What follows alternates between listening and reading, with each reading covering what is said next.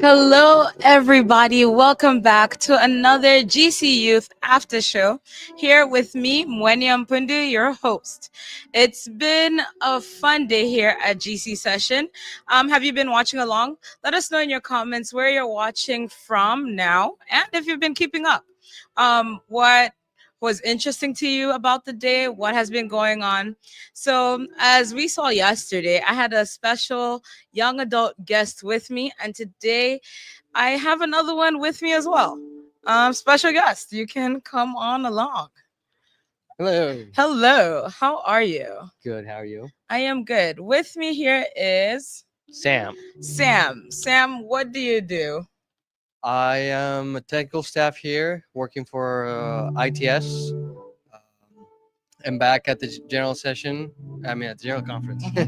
I am a software developer for the department called IPRS, which is International Personnel Resources and Services. So it's fun having Sam here because I want to show you some of the youth faces that we have in the GC building, and Sam is one of them working in IPRS. But what is IPRS? What does that stand for? What does that mean? Yeah, so it's basically HR for missionaries. We are responsible for finding, hiring, and supporting missionaries all over the world. We have about 500 to 600 missionaries total in about 88 countries all over the world. And my job is to support the systems that our internal team uses to process and maintain missionary relationships and a support system for them. Cool. So Sam is in like part of GC session, Yes. like integrated in GC session because what the GC considers a missionary is someone who is working outside of their home division. So if anyone is maybe from a different country, not the United States, and they come to the GC, then they're considered a missionary. So they have to go through the department Sam works for. Yes. To summarize that.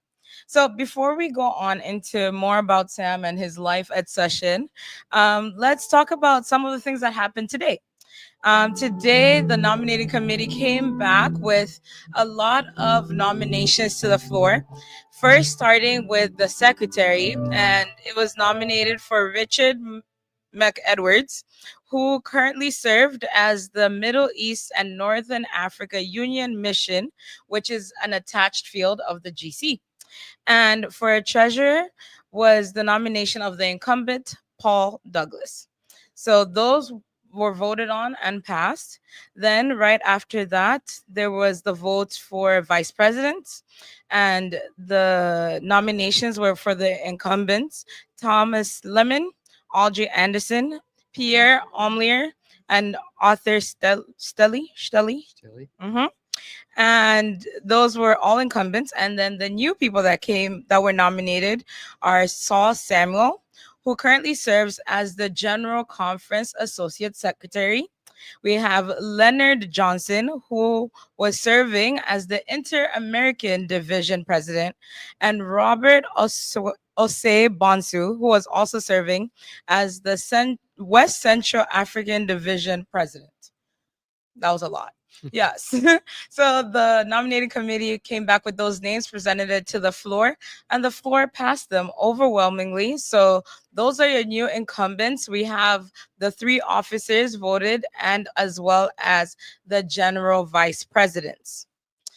Following that, the nominating committee came back again with nominations for the under treasurer and associate treasurer. So the under treasurer was voted to be the incumbent J. Raymond Wallen. Associates, the incumbent Sabrina C. De Sosa, Jose Pierre, Timothy Aka, German, help me, Loost. Loost, there we go, and Richard Stevenson.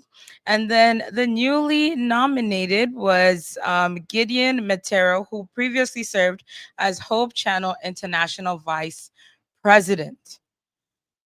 The nominating committee had a long day, but they came back with a lot of names, all those presented to the floor and voted on. Again, we want to hear where you're coming in from. Have maybe one of the people from your division has been nominated and elected? How do you feel about that? Are you excited to see some of your people being called to the general conference during this time? And Sam has the privilege of being on the floor the whole day, right? Yep. And hearing a lot of what's happening right there on the floor. What else did you hear talked about today on the floor? Today was a very technical day. They talked a lot about church manual stuff, about policy. So there was a lot of technicalities talking about the language of policy. So it was a little hard to follow, but it was good. It was nice to see how engaged the church is and how people really prepared for this event. And I saw some people with the agenda highlighted and with notes on the side. And it's nice to see how engaged people are.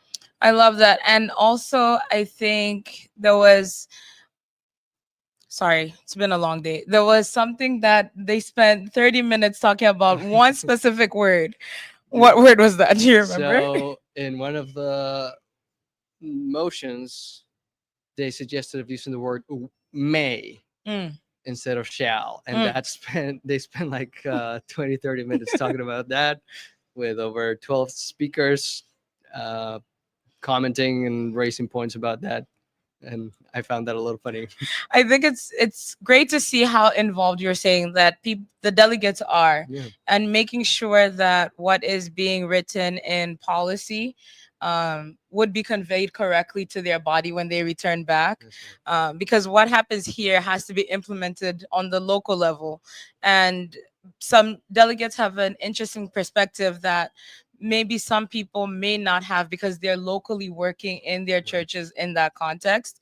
And it's always interesting to see which parts of the world and how they lean different ways.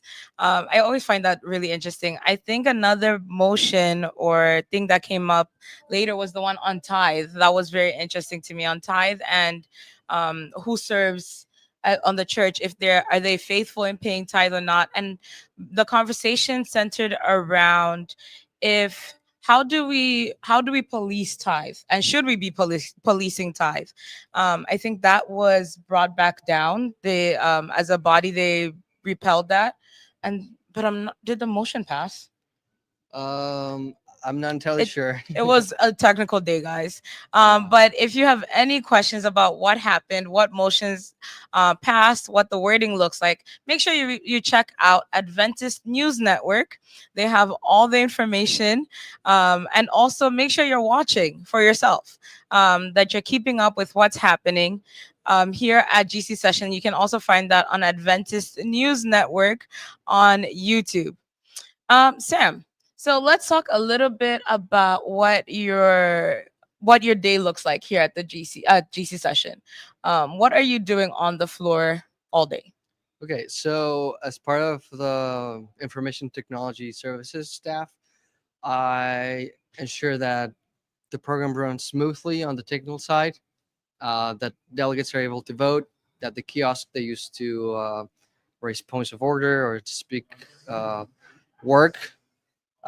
So my main role is to be invisible to the delegates, to make sure that they're not really needing us, which means that everything we set up beforehand is working properly. But from time to time, I have to set people with their Wi-Fi or just direct them to the right resources and little things like that.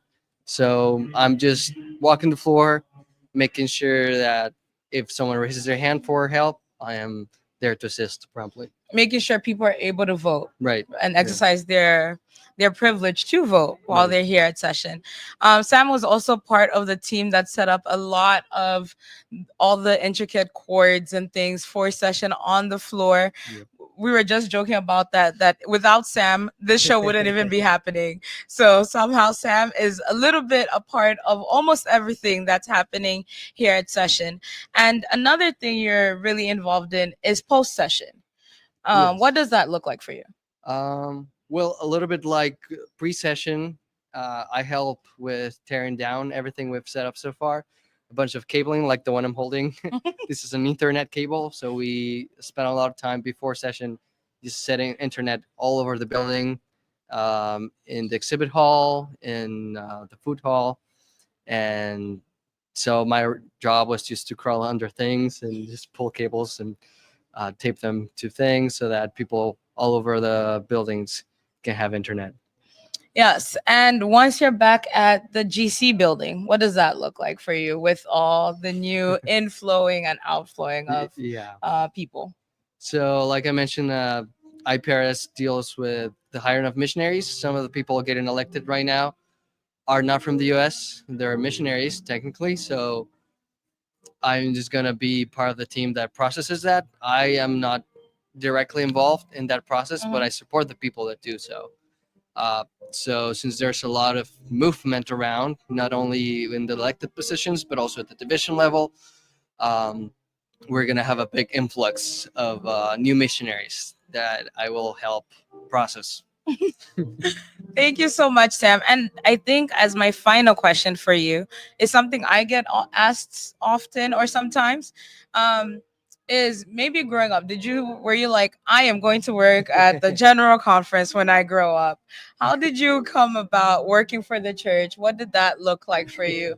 And as a young person, yeah. Yeah, well, not at all, not at all. I was not expecting to work with the church at all. But it was not something I resisted. When I was applying for jobs, I applied for a technical job at GC, uh, and it was the only job that responded at that time, shortly after COVID. But I've enjoyed my time there. I think it allows for a lot of opportunity to be exposed to such a global mission, Yeah. and to work so closely with very talented people in the building. And I think I've had the opportunity to have the responsibility to deal with a lot of things that I think would have taken me years to be responsible of outside of the church in other tech companies. So I've enjoyed that, but then again, that comes with a lot of responsibility. Yes. And I think it's from what Sam is saying, and I think most of us who are younger and work for the church, I think realizing that sometimes, and we spoke about this also with Ivy yesterday, is that you don't have to be a pastor to work for the church. You don't have to be a pastor to share the mission and to share the gospel. Even in Sam's putting in IT wires, he's able to make sure that session is viewed across the world, is viewed to maybe people who are stumbling across and they're like, what's this interesting thing going on? And in that way, he's also able to partner in sharing the gospel. So I think what's also been fun is I think after yesterday, we started getting our guests to come with something that represents them in their job. And it reminds me of what I was talking about with Ivy as well on what's in your hand. How are you using the thing in your hand? So how is Sam using the chords and his IT experience, the thing in his hand, to share the gospel and push and invite others to know Jesus and to also be changed? So thank you, Sam, for joining me. It's been a pleasure. You're awesome. Look at it. You did it. So thank you all for joining me and Sam here today in the GC Youth After Show. We hope to see you tomorrow right back here at 6 p.m. But also, right after you finish watching this, make sure you hop on over to the Adventist News Network page on YouTube so that you can catch tonight's show. And another fun fact, you'll see it later today, Hannah will be part of tonight's evening show. And Hannah is showing us over on Instagram what a day in the life of a young adult technical staff looks like here at GC Session. So thanks for joining us, and we'll see you tomorrow. Bye.